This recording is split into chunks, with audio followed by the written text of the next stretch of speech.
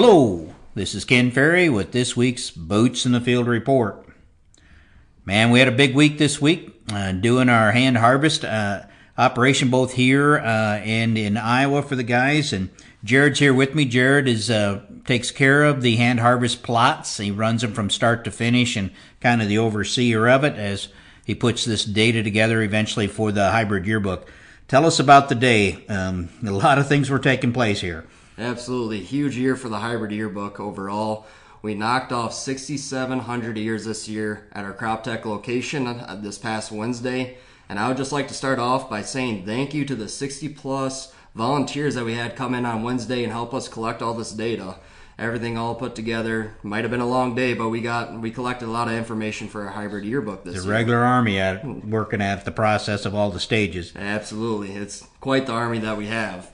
Also, I'd like to send out a big thanks to the Faith Farms crew in Washington, Iowa. They knocked off an additional almost 1,000 ears earlier this week. I believe their hand shelling day was on the 27th, Monday. So a lot of information and data coming in from Washington, Iowa. They're willing to put in the plot, collect the data, and do their own shelling. So big shout out to those guys and a big thank you to them. I think we can say not only does the Crop Tech crew thank them for doing those in Iowa and not shipping them to us, but probably the 60 volunteers that were here as well. Oh, absolutely. I think by the end of the day, I think plenty of people had their fun and joy of shelling these ears, that many that we had here at the campus. Now, so as this hybrid yearbook thing is growing in footprint and size, what did we see as far as how many different locations were you able to bring in this year, Jared? Absolutely. We had multiple locations come through, and that's the other big part that makes this hybrid yearbook possible in general. Just going off of the different locations that we had come in, so a total of roughly 8,000 ears coming into the book this year. We had 13 different operations within the state of Illinois, and 5 of those operations were down in Matt's locations down here in Quincy, Illinois, so that's huge. We're collecting some hybrids and data. That lighter soil down in there, yeah. Absolutely, getting some hybrids and data off of that area.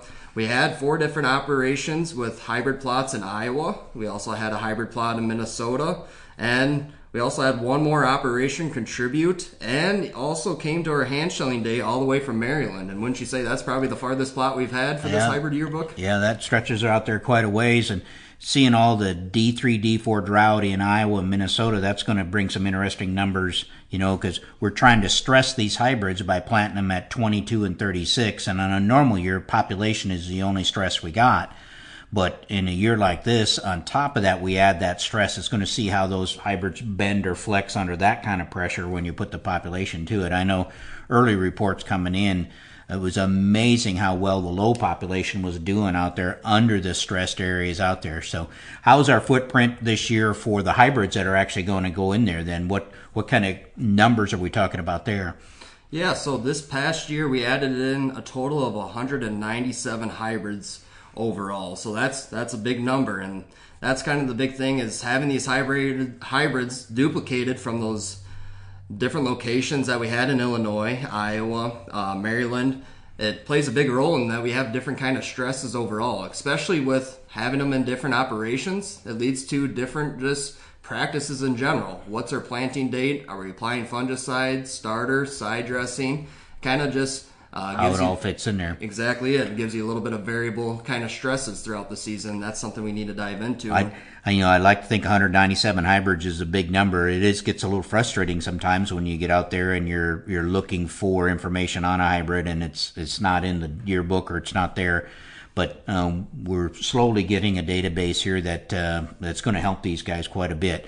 Any interesting things you saw in ear size, girth this year that we haven't seen in the past or unregular?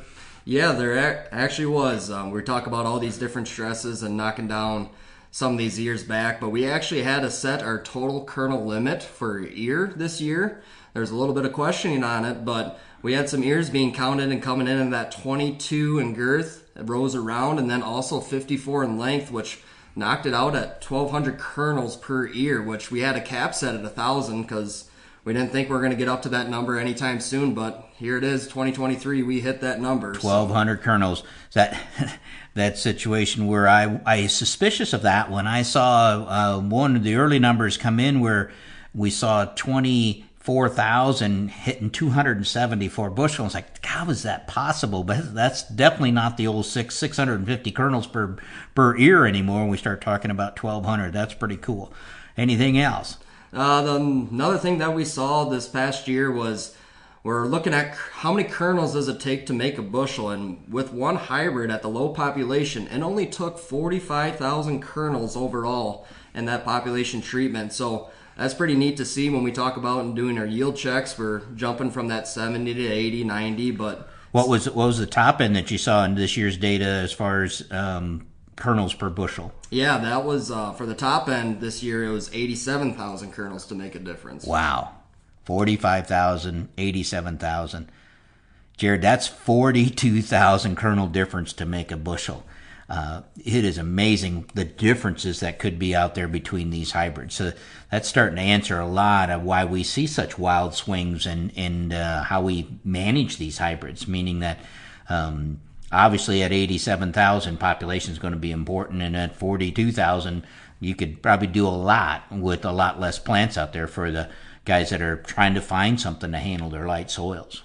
Yeah, especially this past year when we talk about the drought and everything else too, seeing which ones can handle a little bit lower population for when we're limited on rain and moisture overall. You know, and now that the hand harvest is over, we have the data collected, but you guys have a mountain of work here to do, because along with analyzing all this data and cleaning it up and putting the groups in, you've got all the picture data from this, so all these hybrids have been photographed, so you can look at plant height, leaf structure, and all that. Got a lot of work ahead of you here, bud, before we get to the January, February meetings. Yeah, these next months are going to be very busy looking at this data and going through it, so let the fun begin. All right, we appreciate your effort. I want to cover a question that came in from Beyond the Basic viewer, and was having trouble making that connection between using a soil test to predict a soil's effect on a hybrid, especially when the hybrids, kind of have a short shelf life. What seems to be 3 to 5 years on a hybrid and it's gone. So how can we use a soil test maybe to use it on a hybrid that by the time we figure out what its weaknesses are, it's no longer on the market? Well, some hybrids do have longer shelf lives, that allow you over time to learn that weakness or strength the hybrid has, and then you can take advantage of the strengths by putting it on the farms where it's going to work the best, and maybe farm around those weaknesses if you can.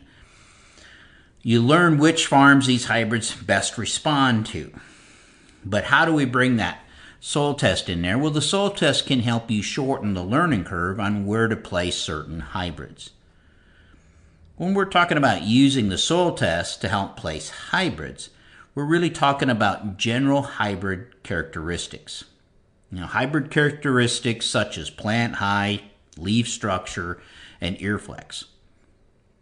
Plant height and leaf structure is something that you can identify quickly by looking at hybrid plots in your neighborhood or on your own farm. Ear flex, it's usually identified in the seed catalog by population recommendations. Ear flex relates to the amount of starch each ear is going to be able to hold. Now, this is a combination of kernel number and kernel mass. Some hybrids flex in kernel number when the population goes up and down. Some hybrids flex it in kernel size or kernel mass when the population goes up and down. And some will do both. They will change the seed number and the mass number as population goes up and down. Now again, as some hybrids will flex in one or the other, some will do it in both, and that's going to kind of be identified in the plant density numbers that are recommended in the seed catalog. Hybrids that don't change in kernel number tend to be somewhat fixed or often called determinate in ear type. They're going to be 620 kernels no matter what you do with it. For these hybrids, population is important. If kernel mass stays the same when population goes down, yield's going to drop as well. Now, hybrids that flex in kernel mass as population goes down usually can be planted at lower populations and maintain yield. Plant population coupled with plant structure is one of the big ways to manage soil water.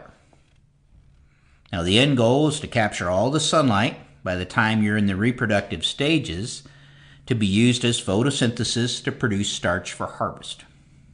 Sunlight that hits the ground in this time is wasted. Once we have captured all the sunlight, though, higher plant densities will not increase yield. In most cases, will increase stress.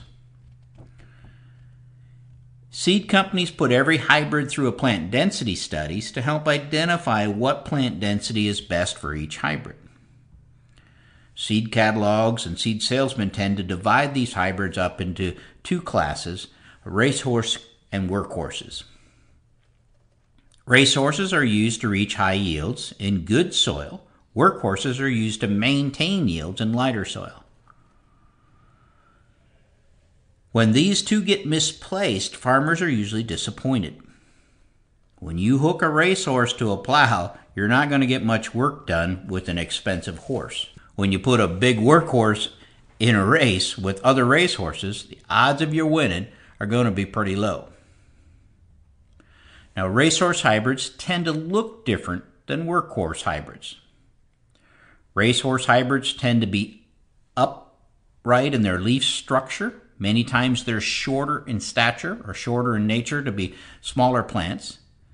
Now, this allows plant density to be higher before you reach that 95% light capture. Usually, the hybrid is somewhat fixed in kernel number. These hybrids need that 80,000 kernels to make a bushel. At higher plant population is needed to get higher yields, which means we need the fertility and the water to back up the high plant density. Workhorse hybrids tend to be tall plants. These are big plants and more pendulum in leaf structure. These hybrids will reach 95% light capture at a much lower plant density. They tend to flex in kernel mass. These hybrids can produce a bushel of corn on 55,000 kernels. Trying to push populations in these hybrids to get racehorse type yields usually is met with disappointment. Just like planting an upright, short-statured racehorse hybrid at low populations on light soils will let too much sunlight hit the ground, wasting it, and in dry years, it'll burn that crop up. When farmers see racehorse hybrids winning hybrid plots and think, I need to plant some of that one next year, but they put it in light soils at low plant densities, they're most likely going to be disappointed in the outcome. Here's where the soil test comes in. We can identify which fields fit into the racehorse format or the workhorse format. By looking at organic matter and cation exchange capacity, we can identify what the water holding capacity is in the soil. Low organic matter, 1.5% or so or less, and with CECs in the single digits. We know we're dealing with a sand or a silt soil and water availability is low. Without irrigation, this is going to be a workhorse environment. With 5% organic matters and 21-23 CEC would indicate that this field is a racehorse environment with a silty clay loam or some type of clay loam soil out there. Most fields are a mixture of racehorse and workhorse environment, which may lead you to picking a more, maybe we would call it a utility hybrid, that may not have the top end yield, but it won't burn up on a dry year. So that's going to be more semi-flex, more semi-pendulum type architecture. If the hybrid plots that you're making your purchasing decisions on are not planted on your own ground, ask for the soil test to see what the environment was that produced those plot yields. Use your soil test to decide where to plant your own hybrid plots. If 70% of your farm is a workhorse category, don't put the plot in the best soil, that old calf pasture behind the barn, on your farm. Let that plot represent the soils that you're going to farm in. Some other tips that may be picked up in the seed catalog, like standability ratings. When standability ratings are average, and the catalog tells you to plant this hybrid in good to high fertility soils, look at the soil test K readings. Potassium plays a big factor in standability at the end of the season after black layer. These hybrids will not stand long after black layer if your base saturation of potash is at 1.5%. Take this hybrid to a soil with a higher testing K. Fields with low or high pH scores may dictate crop or variety change. For instance, soil test with water pH in the high 7s to low 8s, they may do better or in corn, or at least a bean variety that has a good iron chlorosis score. Farms with pH and soil test values that are low, let's say the mid 5s to upper 4s, and there's not enough time to fix this pH issue before the planting season, they may do better in grass crops like corn or wheat than they would in legumes or soybeans or alfalfa. Keep sending in the questions as you watch the Beyond the Basics series. Those of you that still want to sign up for the series, just visit our website. Don't forget to sign up for the virtual winter college as well. If you hadn't brought in or sent in your yield data already, let's get that done so we can get started scheduling yield map meetings. To stay up to date, check out our website at croptechinc.com and subscribe to our podcast, Boots in the Field Report. Keep her safe, keep her moving.